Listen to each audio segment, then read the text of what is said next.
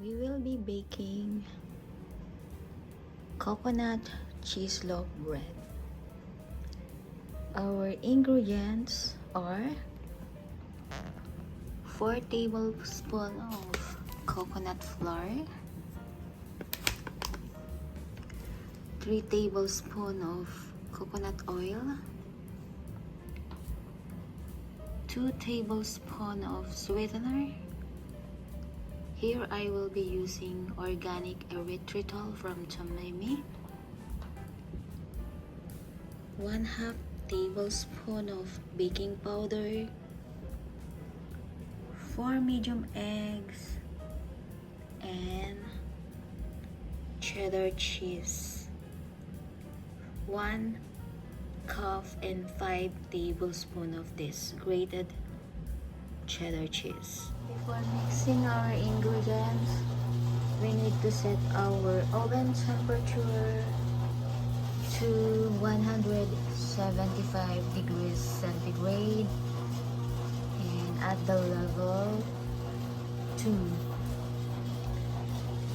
So we are preheating our oven while mixing our ingredients.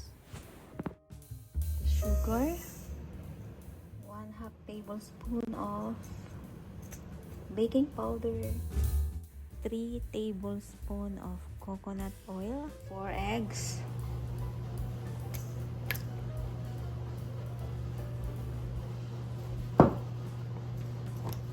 then mix them together.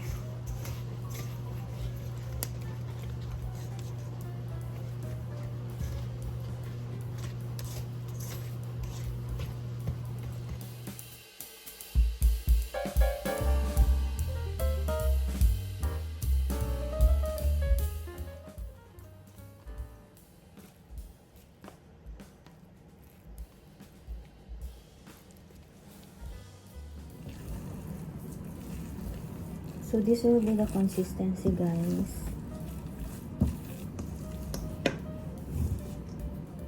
Our batter is done. So baking sheet. We need to grease our baking sheet with let's use this coconut oil, guys, to grease this baking sheet. So we will have a good loaf bread at the end to avoid sticking too much in this baking sheet later.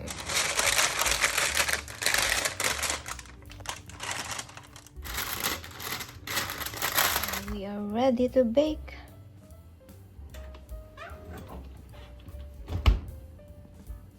We will set it to 30 minutes.